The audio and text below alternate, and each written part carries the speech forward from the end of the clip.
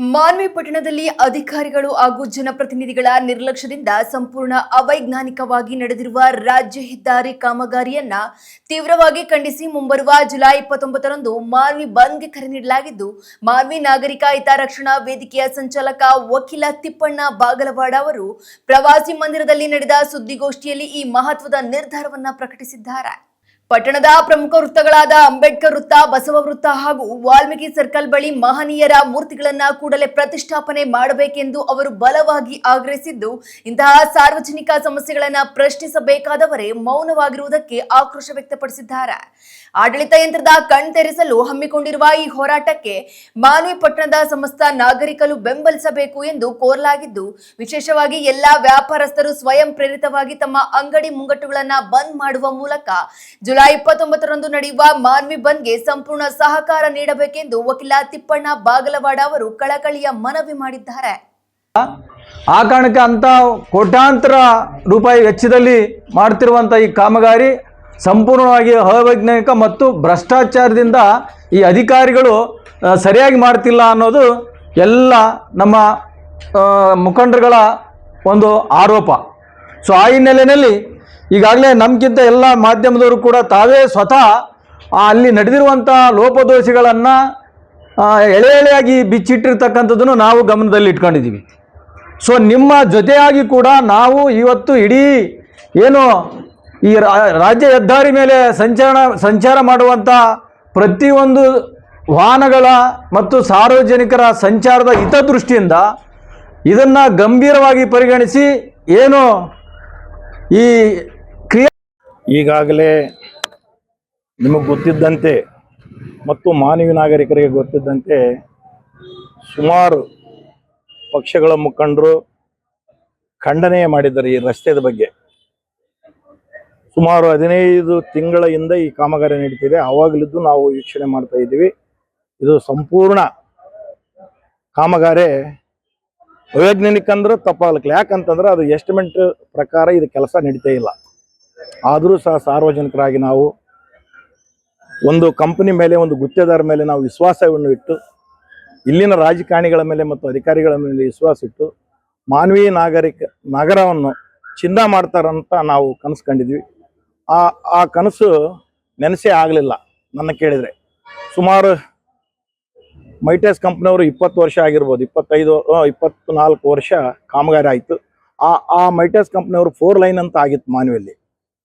ಅದೇ ಮೈಟೆಸ್ ಕಂಪ್ನಿಯವರು ಹಳೆಯ ರಸ್ತೆಯನ್ನು ತೆಗೆದು, ಅದೇ ಡ್ರೈನೇಜನ್ನು ತೆಗೆದು ಒಂದೇ ಫೀಟ್ನಲ್ಲಿ ಅಂತರದಲ್ಲಿ ದೂರ ಮಾಡಿ ಮತ್ತು ರಸ್ತೆ ಮೇಲೆ ಡಾಂಬರೀಕರಣ ಆಗುವಂಥ ಕೆಲಸ ನಡೆದಿದೆ. ಅವತ್ತಿನ ದಿನ ನಾವು ಮಾನವೀಯ ನಾಗರಿಕರು 26,000 ಜನ ಇದ್ವಿ ನಾವು.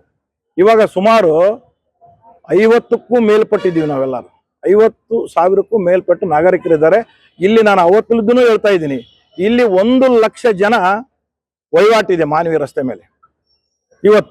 ಇವತ್ತು ವಹಿವಾಟಿದ್ದಂಥ ಜಾಗದಲ್ಲಿ ನಾನು ಹೇಳೋದು ಇಷ್ಟೇ, ನಾನು ಕೈ ಮುಗಿದು ಕೇಳ್ಕೊಂತೀನಿ, ರಾಜಕಾರಣಿಗಳು ಹಿರಿಯರಿದ್ದಾರೆ, ಅವ್ರ ವಯಸ್ಸಿನಷ್ಟು ನಾವು ಮೊಮ್ಮಕ್ಕಳಾಗ್ತೀವಿ. ನಿಜವಾಗ್ಲೂ ಇಲ್ಲಿ ಯಾವುದೇ ಒಂದು ವೈಯಕ್ತಿಕ ಇಟ್ಕೊಂಡು ಉದ್ದೇಶ ಇಟ್ಕೊಂಡು ಈ ಕಾಮಗಾರಿಯನ್ನ ಪ್ರಾರಂಭ ಮಾಡಬಾರ್ದು. ಅವ್ರಿಗೆ ನಾವು ಈಗಾಗಲೇ ನಾಗರಿಕರ ಅಧಿಕಾರವನ್ನು ಕೊಟ್ಟುಬಿಟ್ಟಿದ್ದೀವಿ. ಅವರಿಗೆ ಸಂಪೂರ್ಣ ಆಡಳಿತ ಮಾಡ್ರಿ, ನೀವು ಅಭಿವೃದ್ಧಿ ಮಾಡ್ರಿ ಅಂತ ನಾವು ಸಂಪೂರ್ಣ ಅವ್ರಿಗೆ ಹೇಳ್ಬಿಟ್ಟಿದ್ದೀವಿ.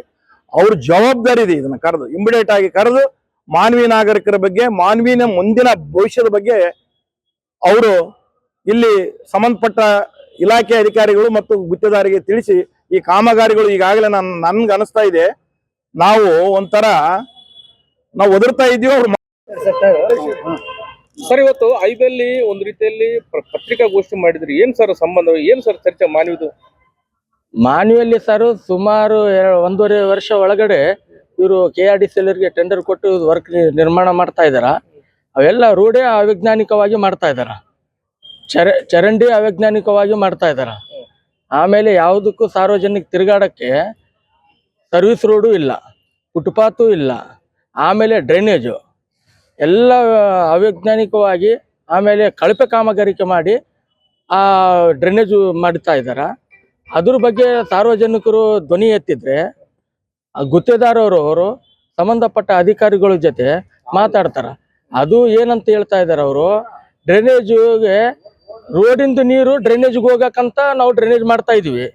ಕಮರ್ಷಿಯಲ್ ಬಿಲ್ಡಿಂಗು, ಕಮರ್ಷಿಯಲ್ ಮನೆಗಳು ಅವರೆಲ್ಲ ಮನೆ ಬಳಕೆ ಮಾಡಿದಂಥ ನೀರು ಆ ಡ್ರೈನೇಜ್ಗೆ ಕನೆಕ್ಷನ್ ಕೊಡೋಕೆ ಇಲ್ಲ.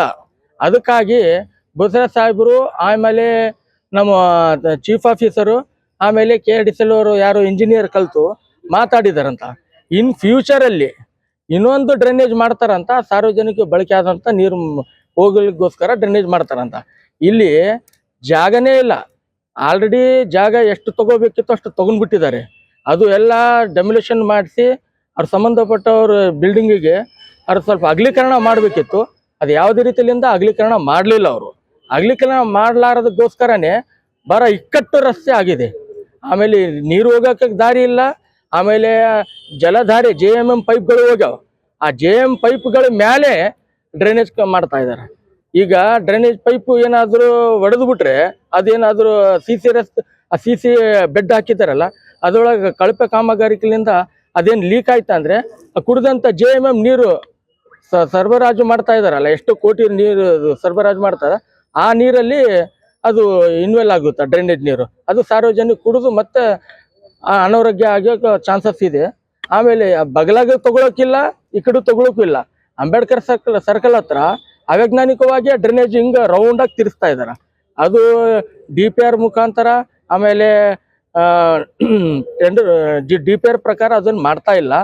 ಆಮೇಲೆ ಆ ಡ್ರೈನೇಜು ಬಗಲಾಗೆ ಒಂದು 10 and 15 ಮೀಟರ್ ಇದೆ ಅಷ್ಟೇ. ಬಗಲಾಗೆ ಅದು ಕನೆಕ್ಷನ್ ಕೊಟ್ಟು ಬಿಟ್ರೆ ರಾಜಕಾಲ